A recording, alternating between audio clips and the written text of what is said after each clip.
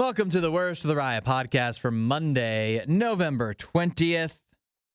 In today's show, we ask the question, what color flag is ordering water on a first date? We also talk about some of the worst nights of sleep you've ever had, as well as if your car ever catches on fire, there's one thing that'll be able to withstand the blaze. Yeah. And obviously, myriad other great topics as well. A fantastic show. It's really unbelievable we can put together such a good show on a Monday. On a holiday Monday, at that. What an exciting week of shows with Thanksgiving on Thursday. It's hard not to be in a good mood. This is about as good a mood as you'll see me all year long. Wait till Friday after I'm on a full stomach. Exactly. Enjoy. We'll catch you next time. See you guys. You won't hear a show like this anywhere else. And that's probably for the best. The Worst of the RIOT. RadioU. Good day. Welcome to Monday on the show. Hello, Isaiah. Hi there. Who knew car fire could be such a positive? Could work out so well. I don't know if you saw the TikTok that went viral last week of the woman whose car burned all up, but inside that car was her Stanley mug. And her Stanley mug survived the car fire. It is pretty impressive. Pretty impressive. It's amazing. All the interior of the car is melted and destroyed, and her Stanley cup survived. And if the TikTok can be believed, it still has intact ice inside. No way. That's unbelievable. That I believed the TikTok initially because the Stanley Cup is like it looks like it's been through a fire because it's all singed and like it's got the soot all over it. But then when I saw the ice, I was like, you really expect me to believe this? This is a commercial. Yeah, isn't it? Or at the very least, you just for a few extra bonus points, you just plopped a few cubes in after the fact. Now her car's clearly burned. It's a real car fire. And it seems that her Stanley tumbler survived the wreckage as well. And so that's it's a testament to the workmanship. That's craftsmanship right there. But the good news of the story is that after this TikTok has gone viral, the president of Stanley itself has responded to this video and offered to not only send her a bunch of additional Stanley Cups, but also a new car as well. Well, it does add up because, tumblers, the Stanley ones, are made of stainless steel. Okay. Which is it doesn't catch on fire. Right, yeah. Flame retardant. So in this case, it makes sense that it'd be sitting there. Great ad for Stanley. Yeah. And very nice of them to pay for a new car for her. Yeah. Yeah. Great advertisement for sure. Now, I don't expect to get in very many car fires in the future. So it's not like I need to rush out and buy a Stanley mug to be just in case. Well, the likelihood of you leaving it in there. Yeah. If your car catches on fire, that's going to be the first thing you grab. Yeah, that's right. That's so important to me. You wouldn't leave that. But the blessed assurance of if I ever had this happen to me, knowing that, hey, all the other headaches come as they may, but at least I know I don't have to buy a new Stanley mug. It'll be in there. It'll be in there. And my drink will be safe, too. I can have a nice sip of water when it's all said and done. It is impressive. It's nice of them to replace the car. Also makes you wonder, too, why not just make cars out of stainless steel? Would look sharp. And a whole lot less fires, I would say. But, hey, that's just me. That's just me spitballing here. But we'd rather make them out of plastic. Yeah. Makes way more sense, right? Safer if they can catch on fire, in my opinion. The only thing Isaiah loves more than the riot is himself. Someone who probably still lives with his mother and hates himself. You're listening to The Riot on RadioU. It's time for some useless knowledge. I'm going to ask you guys some questions. You all are going to answer, And if you get the questions right, you win absolutely nothing. Nothing. Today, a big day for birthdays. And you know who turns... Actually, I'll ask you, how old do you think he is? You know whose birthday it is today? The only one I saw so far is Dirk Bentley. Well, we're not talking about Dirk Not Bentley. really applicable. I would be surprised if that was the useless knowledge you were doing. He goes by Joe Biddy. Joe Biddy. Joe Biddle. Is it Joe Burrow's birthday? It is Joe Biden's birthday. Oh, Joe. How old do you think he is? I think I've heard this. I believe this is an extracurricular useless knowledge question. Yes, this is extra. 81. He is 81 years Yeah, old. I've heard that. Give you the ding. Yeah. Look at that. Hey, don't get to hear that very often. So the question today, Joe Biden grew up in a city that is also used as the location of a popular TV show. What city is this? Oh, you're asking the wrong guy. I already know it. You want to come with another question? I mean, I think if I tried to, you know about everything about Joe Biden. I do. Big fan. I'm a Joe Biden aficionado. He knows everything. 8772 RadioU. Ask the question again. Joe Biden was born in a particular town that is also doubled as a famous TV show's city. Which city is it? Let us know at 8772 RadioU. Whether you're right or wrong, you don't win anything. It's useless knowledge. We're not sure who behaves worse, the Riot or their dogs. I don't even know how to behave like a real human being. The Riot, Radio U. Today's useless knowledge is all about President Joe Biden. Joe Bizzle. Isaiah has your question. Joe Biden was born and raised in a town that was also used in a popular TV show. Which town is this? Let's see, if you didn't mention the TV show, I might have been thrown. Because Where he was born? Yeah, because he's been, I know he lived a few different places. I mean, he's 81 at this point, so he's lived a few different places. One of them being the White House. But because you tied it to a TV show, I know that it is Scranton. Correct. Scranton, Pennsylvania. You and a good amount of people knew that one. Yeah. Let's do some They call him Scranton Joe. rapid fire. What state did Biden represent in the Senate? Delaware. What does the R stand for in Joseph R. Biden? This is great. Nobody normal would know this. Robinette. What is wrong with you? Joe Biden did this more than 8,000 times while in office, earning him a distinctive nickname. What is this nickname? I don't know. Fell asleep. That's his. He does have that nickname too. Yeah. It's the first one that came to mind. He's known as Amtrak Joe. Oh. Because apparently he likes to take the Amtrak. He loves the train. He Joe takes it. Biden loves a good train. He does. Hey, a lot of 81-year-olds, I think, love a good train. All right. Useless knowledge. How does you know Robinette? That's the wildest thing I've ever heard. I don't know. People call him that. People call him that. When you listen to, I pay attention to politics, and when you hear people discuss politics over and over again, they have to shoot different things to make it sound different. How about bonus question? Okay. What's my middle name? You sit across from me every day. Yeah. You don't even know. Oh, no. Pass. Yeah. Disinformation, mispronunciations, bad impressions. That's Hudson. This is The Riot on Radio U. Imagine this. Imagine you're going to college, and instead of living in a dorm somewhere, what if you were living at a senior living community? As in, like, senior citizens.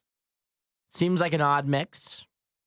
You're going through your college experience at an old folks' home. It's exactly what two students at the University of Tulsa have gone ahead and done. Sean Roberts and Chance Jackson have taken up living at a senior living community called Montero. And you know what? I can see why they're doing it, because they get to live there free. That's a big boost. That's a big bonus. And I imagine a lot of senior living communities, that means they probably, not only do they get to live there for free, you think their meals are covered there? They could be. I mean, if the seniors live there, the meals you would think would be served. But it seems kind of odd that they can just live there. Well, I'll tell you why. It's not exact. They don't just get to live there for free. There's a trade-off. So they don't have to pay anything, but they get to live there free of charge in return for putting on concerts and hosting music practices for the seniors. Oh, they're like a little band. Yeah. Like a little 2-man band. Uh-huh. Yeah, they get to educate the seniors, teach them how to, I see a piano going here. I see a trumpet. And give these old folks something to occupy their time, something to entertain them. And there's nothing that old folks love more than young people. And so what they love, it's like, oh, the young people. I just love seeing their faces. That's what an old folks home is like, I imagine. I've been to some. That's usually the vibe I get. And so these kids, these Tulsa students, they're helping out the seniors and helping themselves by getting a free place to live. I wish it was that easy for me. I wish I could find a free place to live just by playing the trumpet. Yeah, I wonder how they got this. Like, who proposed this? Did they come to the senior living center and they were like, hey, do you think we could live here? Let me see if we play the trumpet during lunch?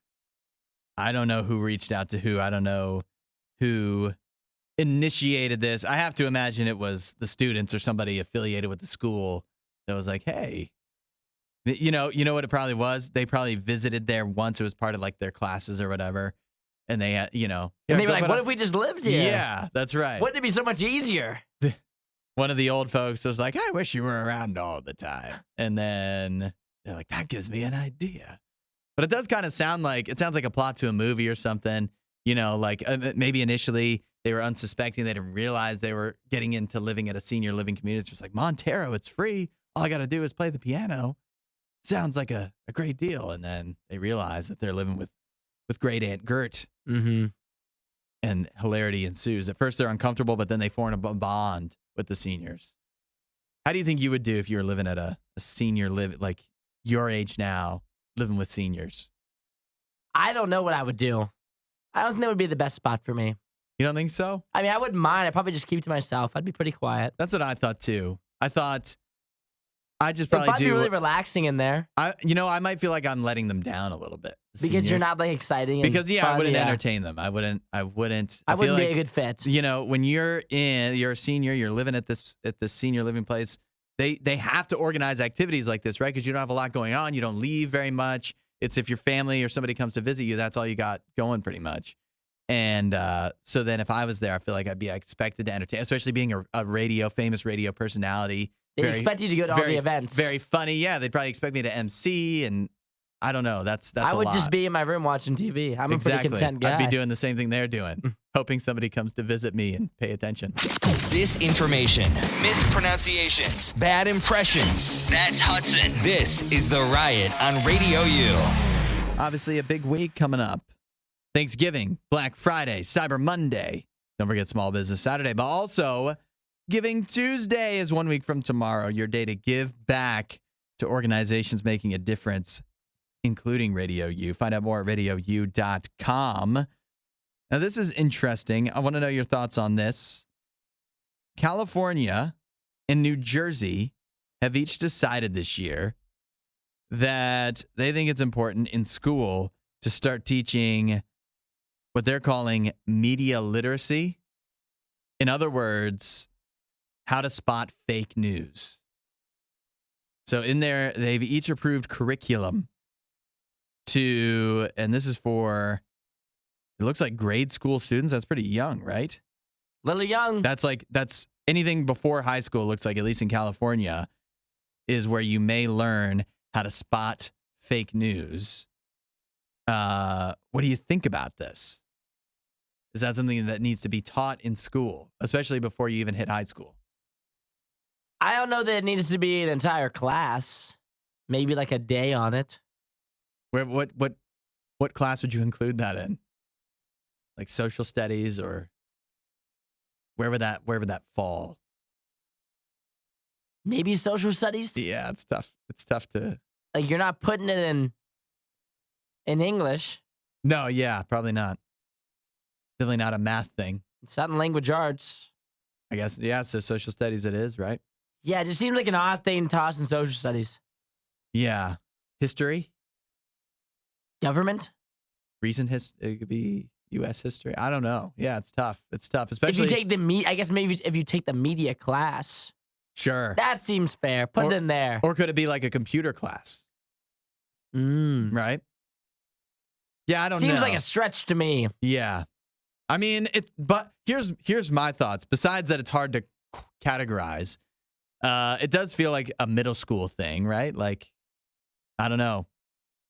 Yeah, people are getting phones younger and younger, but then again, I also don't think that, if you're in fourth grade, how much news are you even taking consuming? But you need to know this before you start. Like, if you start reading fake news and just start believing it when you're 12 years old, then by the time you get to high school, it's too late. You can't be. You'll right? never learn. You'll never learn. It seems like an important thing to teach kids, but here's the other thing. Right? Is that I would be shocked in the vast majority of schools if the parents could even agree, what this curriculum should be, right? It could be controversial. Because everybody thinks fake news is a different thing. And the very fact that like the fake news could have duped you into thinking that fake news is real news. So then, you know what I'm saying? It's like you're tossing and turning me around, brother. Yeah. If you're spinning me in circles over here. Because you never took this class and you've ingested a bunch of fake news as an adult. Now this class is what you consider real news is what this class is going to consider fake news, stuff that needs to be taught to have your guard up against. But you got me in a blender. Yeah. Exactly. Frog says it was taught as finding reliable sources in language arts. Boom. Do you need to cite your sources? That's literally all that English is. That's true. It's just a resources page. That would be a little clever way to loop it in, don't you think? I feel as if we've already kind of been doing that. Yeah. Like when I was in school, they were like, don't use Wikipedia. Yeah, don't use nobody this. wanted you to use Wikipedia. Mm-hmm. And we all remember that. So. And Wikipedia is a little more reputable than probably a lot of others. So if that's the bar, if you can't even use Wikipedia, you got to use some pretty reliable sources, I would think. But some people listening right now are like, no, those reliable sources, not reliable. So this is what it makes it so difficult. I get most of my news off Reddit, and I'm a grown adult. Yeah, you can't cite that. Add a little riot to your Instagram feed. Follow @RadioU Official. The Riot. RadioU. You remember when we did the Choice Champions draft of actors? Yes. You probably don't remember who I chose, do you? I do not remember who you chose. I don't remember who I chose. I think you chose Samuel L. Jackson. He was on your list, yeah, I probably. think. I love Samuel L. I was thinking, I don't think I chose Liam Neeson, which is I don't know if it's a mistake, but I do love Liam Neeson. He's one of my favorites. You like Liam Neeson? Yes. Qui-Gon Jinn. The Taken movies. The Taken movies, obviously. He's made a bunch of movies very similar to the Taken movies that didn't do nearly as well. But Liam Neeson, one of my favorites. I heard a recent interview with him where he said something. It seemed like something small, but it actually really meant something to me. And that is, somebody asked him, like, do you consider yourself happy or something like that? He's like, I don't like that question because I don't like the word happy. And he said he chooses to use content because that says a lot more. And when you think about it, it's true. Happiness is a feeling, right? You feel happy, but that comes and goes. So if you're chasing happiness in life, that's going to come and go. And anytime you aren't feeling happy, you feel it, then by definition, then you're going to start feeling sad. I like the idea of being content. Content is an attitude. Content is you might be sad at the moment, but you're content with what you have. I think that's important to have.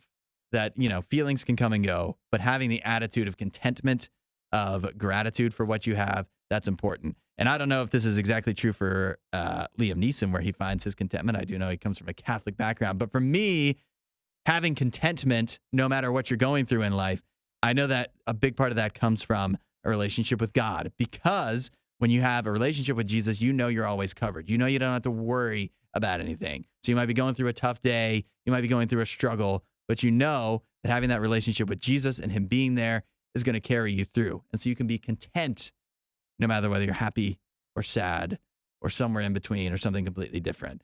I think that's good advice. And I think if that's something that sounds like something you're after, you want to be content, start talking to God about it. Say, hey, Jesus, I want that. I want that assurance. I want to be able to know I can count on you no matter what I'm going through. And he'll help you through that. You want to know more? RadioU.com/free gift. The only thing Isaiah loves more than the riot is himself. Someone who probably still lives with his mother and hates himself. You're listening to The Riot on Radio U. Isaiah, if this sounds familiar, stop me as soon as this starts to ring the alarm bells.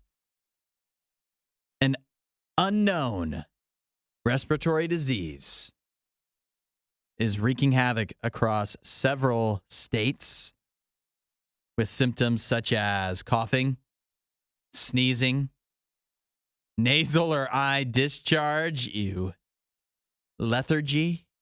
Lethargy? Yeah. Sound familiar? I'm not familiar with lethargy. Where those affected with the disease are encouraged to isolate. Lethargy means like laziness. Okay, got it. But like because lethargic, got it. Yeah, like you're sick. With it. This doesn't it all kind of sound like COVID?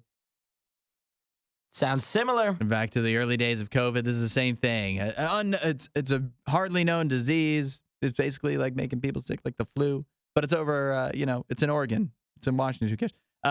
This is exactly what's happening, except not with humans, but with dogs. Well, that's not something to joke about. No, it's not at all. It's not at all. There is an unusual respiratory illness that is running rampant across several states that's affecting dogs only. We're talking Oregon, Colorado, and then, confusingly though, New Hampshire as well, which is, of course, nowhere near. That's on the East Coast, where veterinarians are trying to determine what this actual disease is making dogs sick, and trying to figure out what the next step forward is, because it seems that this disease is causing like pneumonia-like symptoms and stuff like that. It doesn't respond well to antibiotics. So there's no clear medicine that dogs can take to be able to treat this thing. Well, that's scary for the pets out there. It is scary. It's scary. Keep your dogs inside. Yeah, they're saying, the best thing you can do right now, especially if you're in one of those states where the disease is taken off, is to try to isolate your pets a little bit. Maybe don't take them around unknown, maybe the dog park, maybe not as good an idea. Well, now it's getting cold outside, so this is the good time to skip the dog park anyway. Yeah, but you don't want to take them to some indoor doggy meetup either. Yeah, just take them for a walk. Take them for a walk. Maybe if your friends have dogs too, maybe that's okay, but not if your friends' dogs start to get sick. You got to watch that. It's really like any of the precautions at the beginning of COVID that were taken.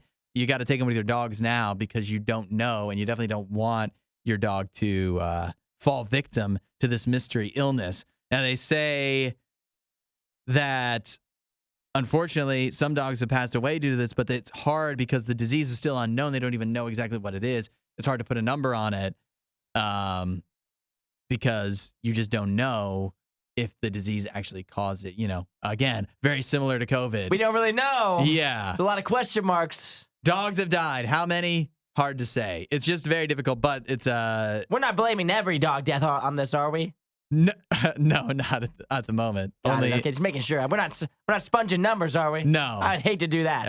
And it's unclear whether your dog should wear masks at this time. Jim won't be wearing a mask. I'll tell you that right now.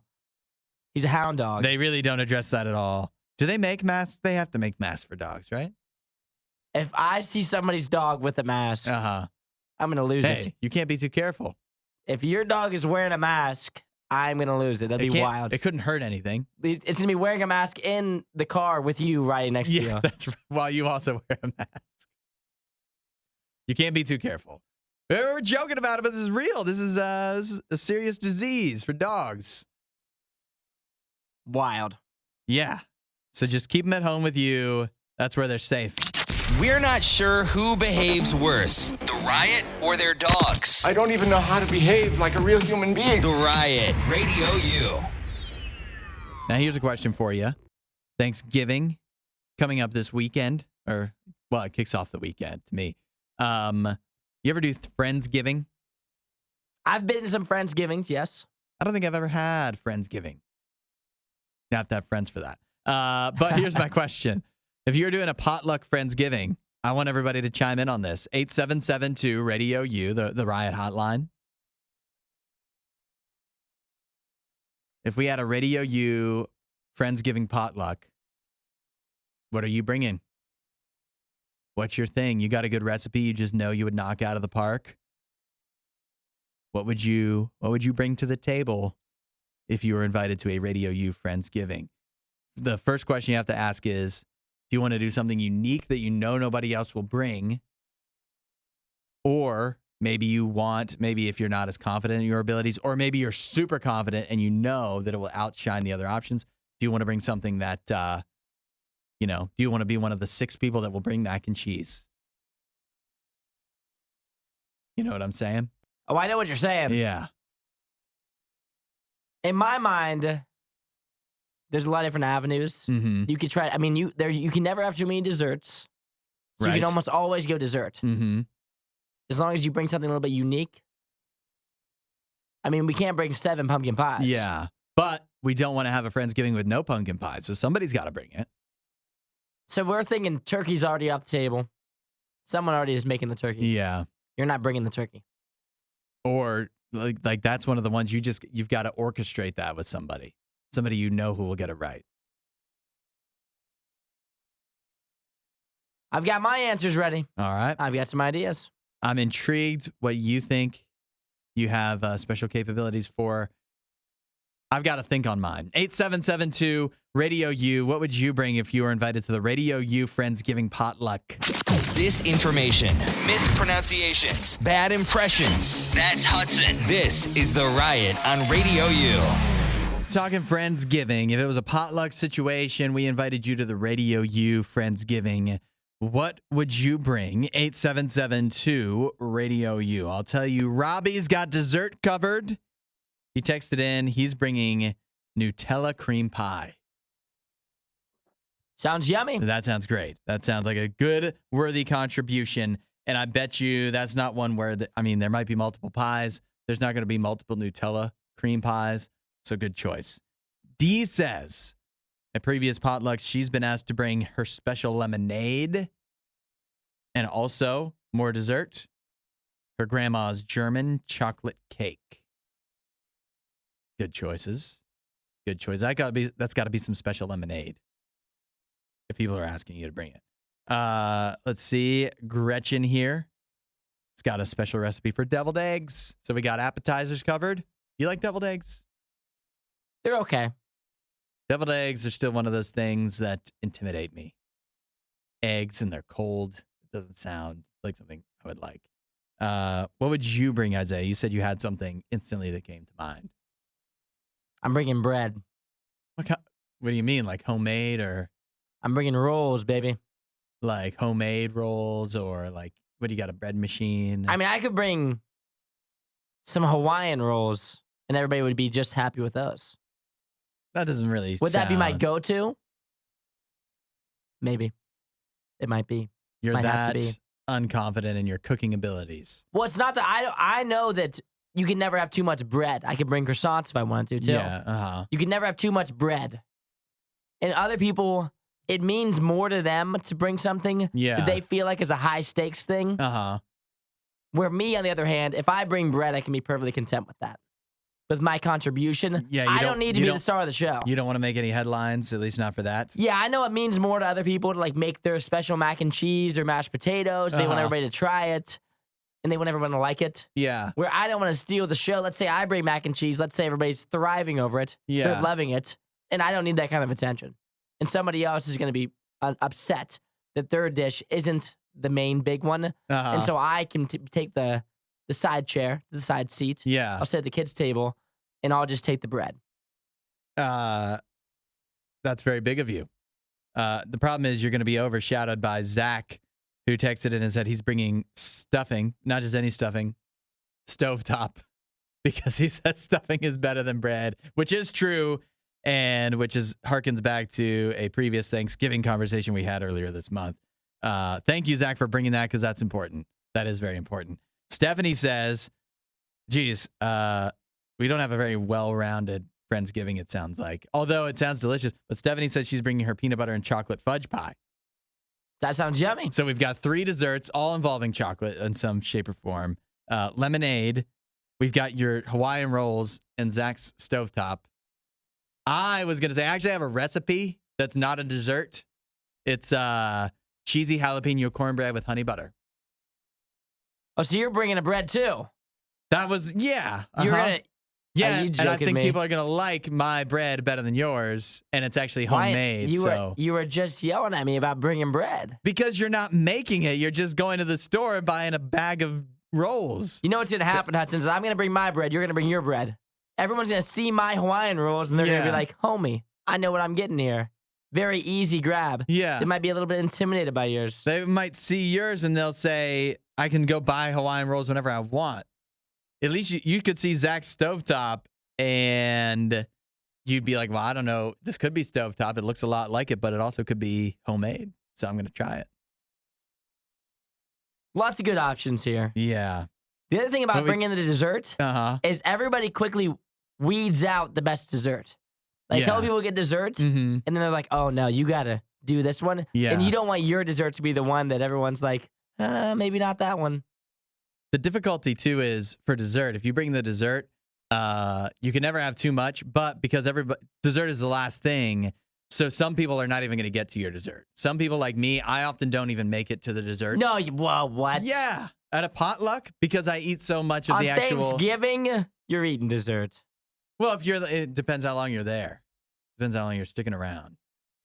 If I'm there for the whole day, yes. But if I'm just there for the meal, then I'm going to eat the meal. I'm not going to get the dessert. I just don't have space for it. So, yeah. But yet again, we just do not have a well-rounded meal at all here. Plenty of bread. We didn't even get potatoes. 8772 Radio U. Add a little riot to your Instagram feed. Follow at Radio U Official. The Riot. Radio U.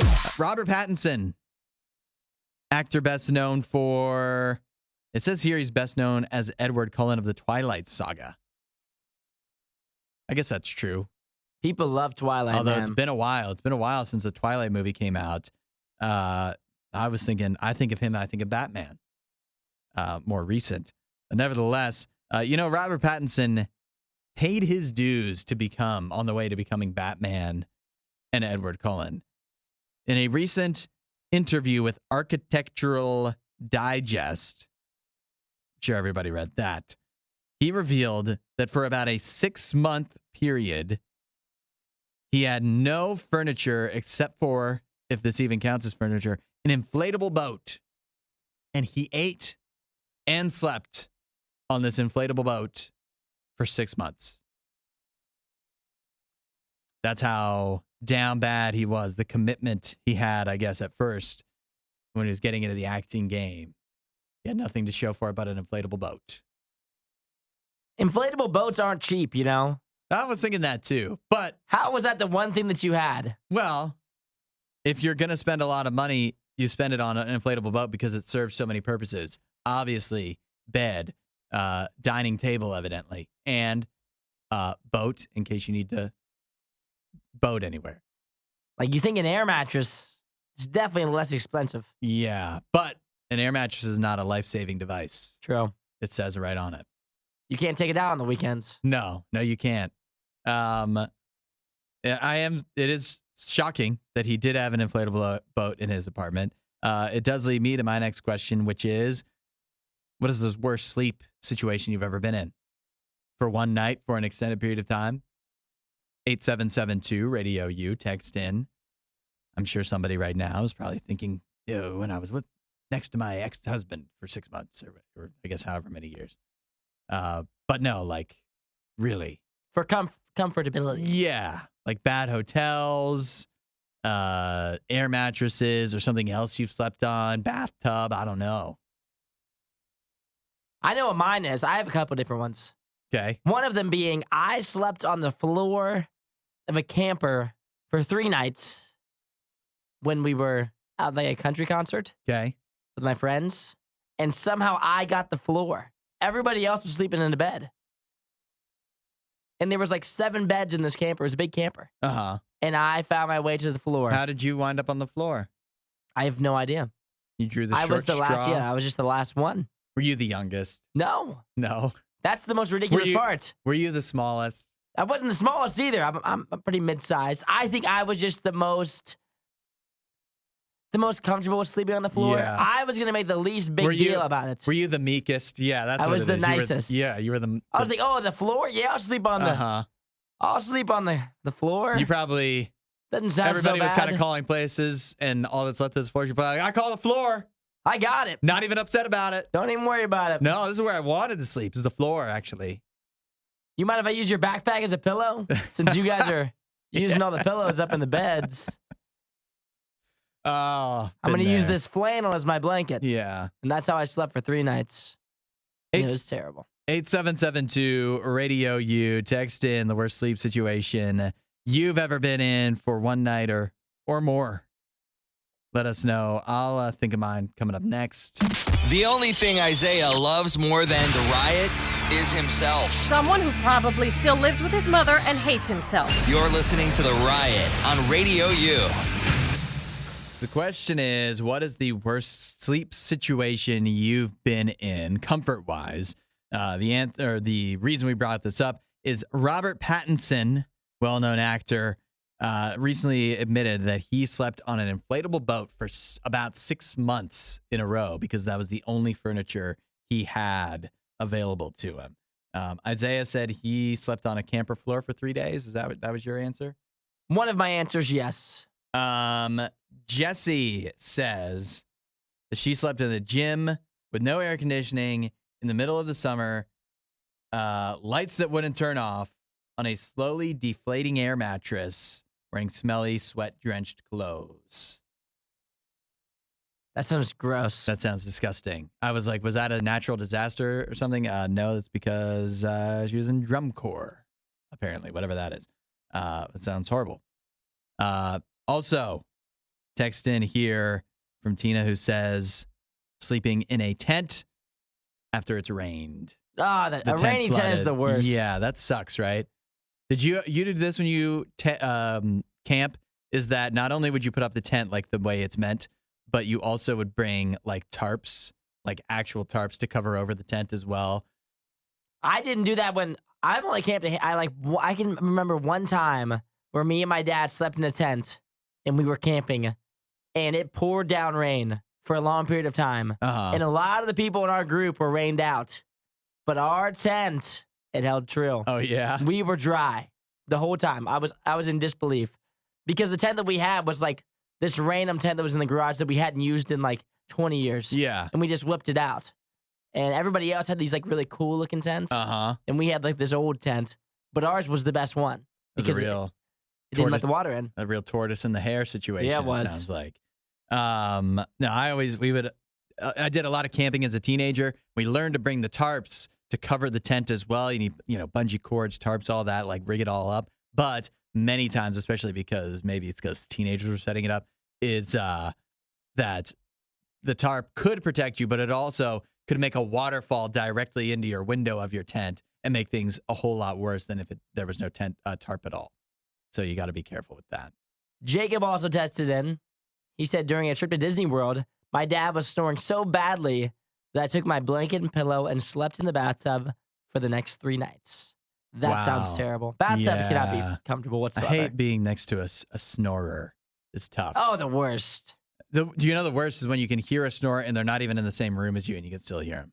You ever been there? Yeah, I've been there. Yeah, that's bad. I know JR has bad issues with this from nights. For me, I was thinking also I've had nights where I've slept in a car, not because I was living out of it, just to be clear. But you sleep in a car, that is not as fun as it sounds. It's really uncomfortable. Yeah. The only other one I can think of is for a short portion of my life, and I don't know why this was. My brother and I had to share an air mattress that we slept on Yeah. for a long time. I think it was like a whole summer maybe. And I have no idea why we did that. And I was young. Well, mattresses are expensive. And so sometimes I've had this where I've slept on an air mattress and it's supposed to be a temporary thing. And then it's like, well, maybe this isn't so bad and a mattress is expensive. And so you keep putting it off for a little bit. So maybe that's what your parents are doing. It was comfy. Especially because it was two of you, then they'd have to buy two mattresses. Yeah. Now, what are the odds that both of you would need a new mattress at the same time so badly that you had to sleep on an air mattress? I don't know. So strange circumstances. Either way, it was comfy. I didn't mind the air Air mattress. mattresses aren't so bad, actually. Better than an inflatable boat like Robert Pattinson or a bathtub like Jacob. 8772 Radio U, the worst night of sleep you've ever had. The only thing Isaiah loves more than the riot is himself. Someone who probably still lives with his mother and hates himself. You're listening to The Riot on Radio U. What color of flag would this be if you're out on a first date? The person orders a water. I don't think there is a flag there. It's not a color flag for you. No flag for me on the play. It's as transparent as the water itself. It doesn't bother you or encourage you either way. I would say it's pretty normal. Because I think I think ordering water on a first date could say or could tell you a lot about the person. It might be, if anything, I think it's maybe a green flag. A little slightly green, a slight greenish hue. Yeah, I wouldn't look too much into it. I think I'd be more thrown by like ordering anything else. Oh, but you know what? Here's the difference: is you're a guy. So here's the question, or here's where this stems from. There's a TikTok that's gone around. It's a couple on a date. Now, this is not a first date, but because they're out with one of the other's families. And so the gal is out with her boyfriend.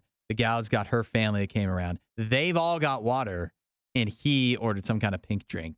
Whoa. Yeah. And Now see, that's wild. it's reversed. That's crazy. Because he went ahead and bucked the family and ordered an actual drink. And so she came from she says it's a water only family. You don't order drinks at a restaurant because it's a waste of money. Yeah.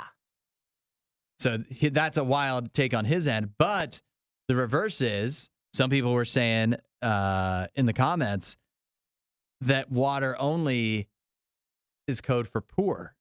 So if you order a water on your first date, that could be a sign that you don't want to spend a lot of money on the gal, even though the water's for you. That could be code for you wanting to be a little too frugal. Hey, I'm frugal. No bones about it. Won't even try to hide it. To a fault. If some I'm might frugal say. for ordering water, you are not going to be happy with the rest of the way it's going to go. That's like the most normal thing I do. Let alone the other discounts, the other corners I'm cutting. Yeah. Water is the least of your worries. Yeah, forget about that. You're going to be checking your phone so you can scan a QR code for some kind of deal. I have every some kind app. of discount. Yeah. For every restaurant we go to. Excuse me, I'd like to waiter 15% off, please. I just recently, as I was sitting here getting ready to pay the check, I actually signed up for you guys' rewards. So I guess when you first sign up, you get 10% off. Yeah. Can you please use that? No, ordering water, not a red flag. I don't think I think if you order anything but water when you're with like your significant other's family, that's crazy. Would the biggest red flag of all be ordering a soda? Yeah. Because that shows that you may not be good with money and like you're unhealthy, possibly. A double whammy. Pop ain't good for you. Yeah. If you're still single and you're ordering Cokes on dates, that might be why.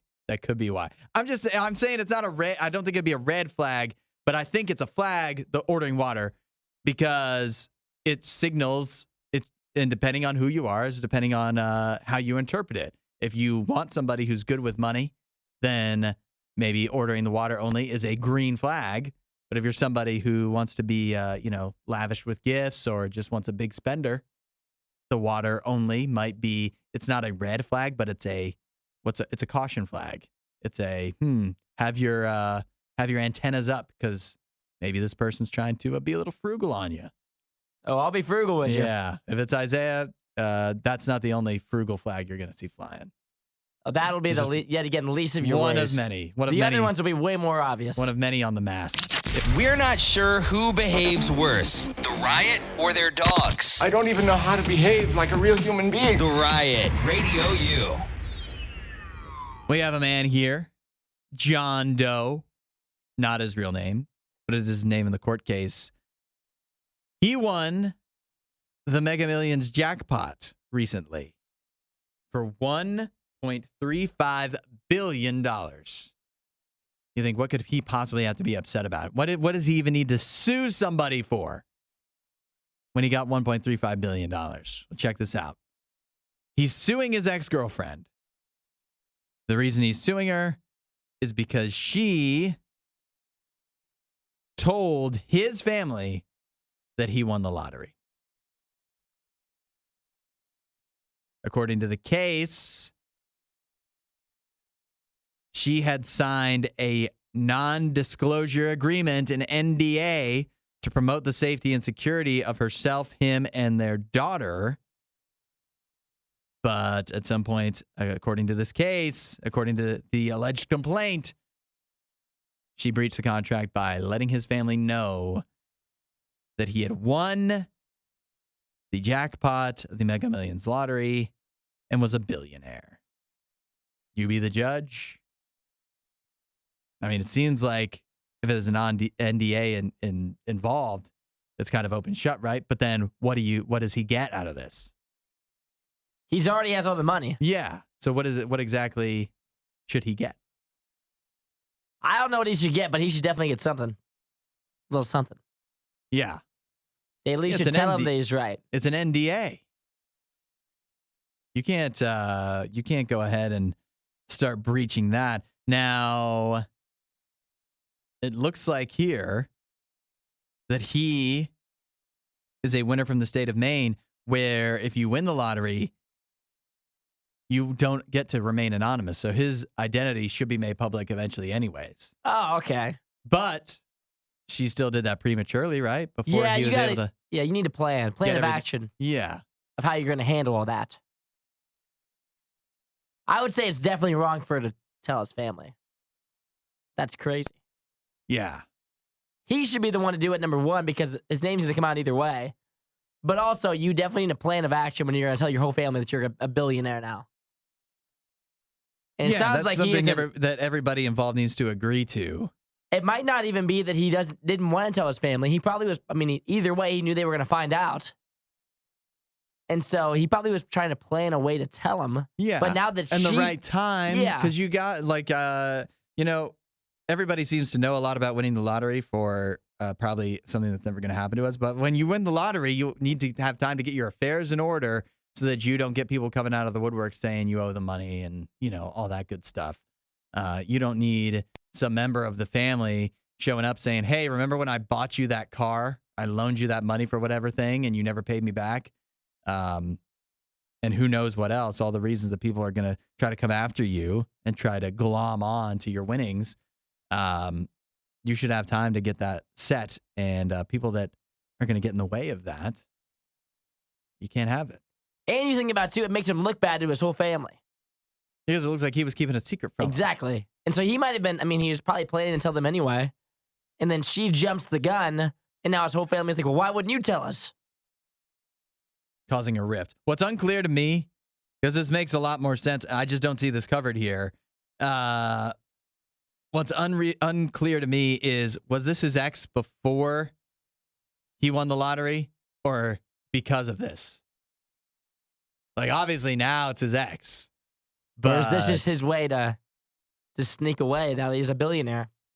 Yeah, is he even trying to? I mean, they have a daughter together, so you'd think he'd have to still cover those expenses, whether he's going to be parenting her or not, or partly or whatever. But you can't just separate. You can't have a clean separation there, no matter how much money you won.